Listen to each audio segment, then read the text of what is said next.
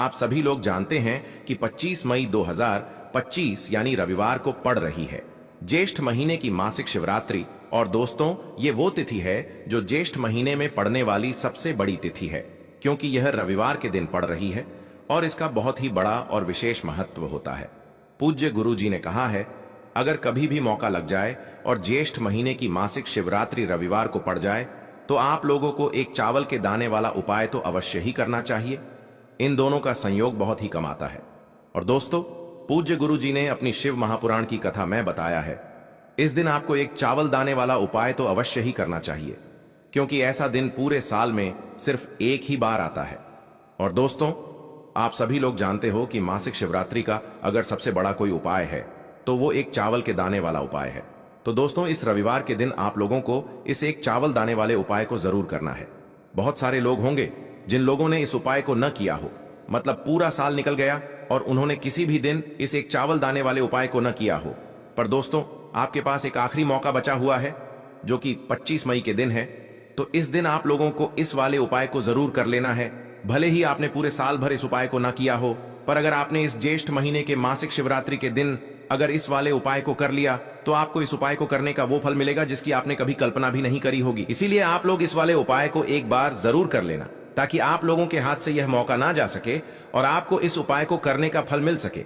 दोस्तों, यह उपाय पंडित जी ने अपनी अभी की ही शिव महापुराण की कथा में बताया है। जी, इस उपाय को आज हम आपको बहुत अच्छे से समझाने वाले हैं। इस वीडियो को देखने के बाद इस उपाय को समझने के लिए आपको कोई और वीडियो को देखने की जरूरत नहीं पड़ेगी। तो चलिए दोस्तों, उपाय को शुरू करते हैं।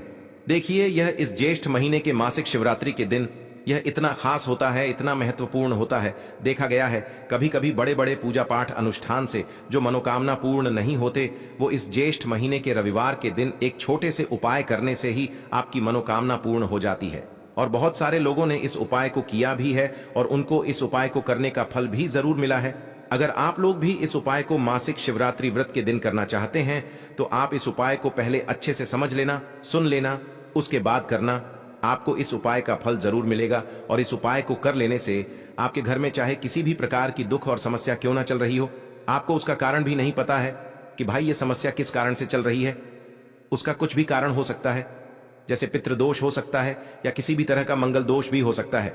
तो इस दिन आप लोगों को यह वाला उपाय कर लेना है। ये एक ऐसा उपाय है जिस उपाय को अगर किसी विशेष दिन पर किया जाए तो भाई उस विशेष दिन का जो है वह तो हमें मिलता ही मिलता है, पर हमने उस दिन पर इस उपाय को किया है तो हमें उससे भी बड़ा फल मिलता है और फल बहुत जल्दी मिलता है, क्योंकि आप इस उपाय को बहुत ही बड़े और विशेष दिन पर कर रहे हो। तो चलिए अब उपाय के बारे में बात करते हैं, लेकिन उससे पहले आप लोगों को यह जानना आवश्यक है कि आखिर यह उपाय किस समय करना है, किसको करना है और कैसे करना है।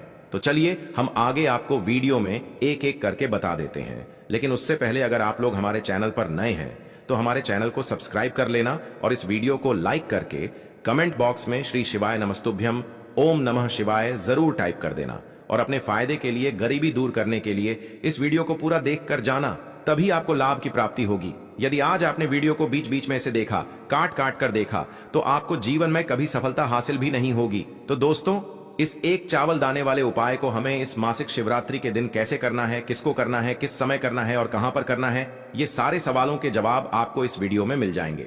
और जो ये वीडियो देखेगा भाई, उसको एक चावल के दाने वाला उपाय जरूर करना चाहिए, क्योंकि इस दिन चावल दाने का भी बहुत ही बड़ा और विशेष महत्व होता है। और जब बात आ जाए एक चावल दाने की तो ये सोने पे सुहागा वाली बात हो जाती है और ये एक बहुत ही बड़ा उपाय हो जाता है इस रविवार मासिक शिवरात्रि का। अब हम समझते हैं इस वाले उपाय को हमें करना किस समय है। इस एक चावल दाने वाले उपाय को हमें इस मासिक शिवरात्रि के दिन करना किस समय है। तो देखिए, इस उपाय को करने का जो समय है वह सुबह का समय है और शाम का समय भी है। अब देखिए, यहाँ पर हम मुख्य रूप से सुबह का समय नहीं बोलेंगे, क्योंकि 25 मई रविवार मासिक शिवरात्रि का दिन है और इस दिन प्रदोष काल के समय का बहुत महत्व होता है। बाकी अगर सुबह के समय भी करेंगे तो भी अच्छा होगा, उसमें कोई भी दिक्कत वाली बात नहीं है। तो चलिए जानते हैं इस विशेष उपाय के बारे में। लेकिन उससे पहले एक प्रार्थना, अगर आप इस चैनल पर नए हैं तो आप इस वीडियो को लाइक करें, चैनल को सब्सक्राइब करें और कमेंट बॉक्स में आप अपनी राशि या अपना नाम जरूर डाल दें, क्योंकि हम राशि से जुड़ा भाग्य भी बताते हैं और भाग्य में चल रही परेशानियों को दूर करने के लिए वह आसान से आसान उपाय भी बताते हैं। तो चलिए अब हम अपने सबसे पहले उपाय की बात कर लेते हैं। देखो, इस उपाय को आप सुबह से लेकर शाम तक कर सकते हैं। तो चलिए बढ़ते हैं उपाय की ओर। देखिए, इसके लिए आपको क्या करना है, एक काली मिर्च लेनी है। देखो ध्यान से समझना, एक काली मिर्च लेनी है और ध्यान देना है कि काली मिर्च कहीं से भी खंडित नहीं होनी चाहिए।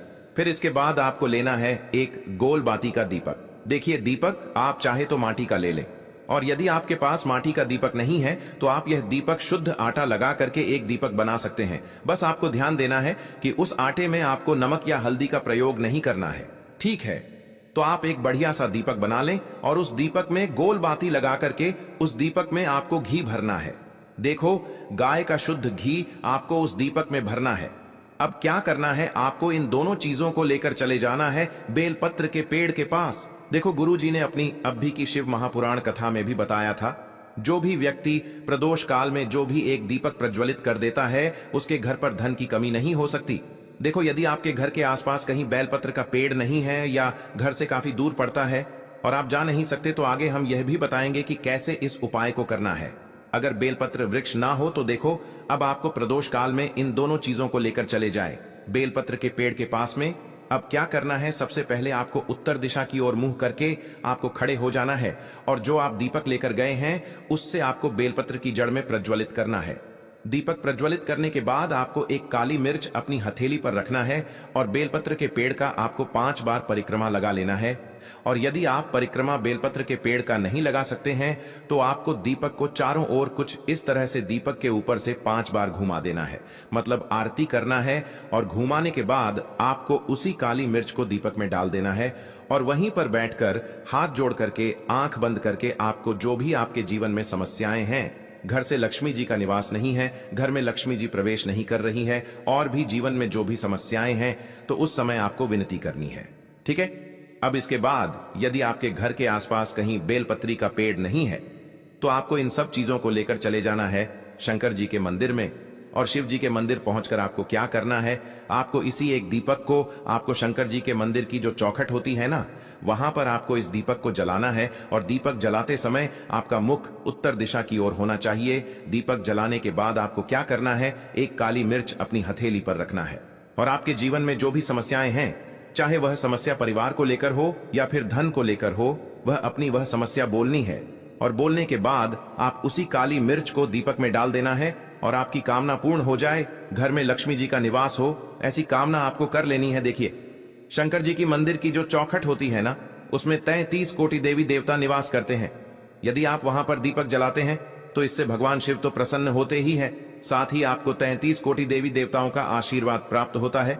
और वह सभी प्रसन्न होते हैं जिनकी आशीर्वाद से आपकी कामना 100% पूरी होती है। आप यह उपाय जरूर करिएगा, बहुत ही छोटा सा उपाय है, करके देखिएगा। देखिए अब हम जान लेते हैं गुरुजी द्वारा बताए गए दूसरे उपाय के बारे में।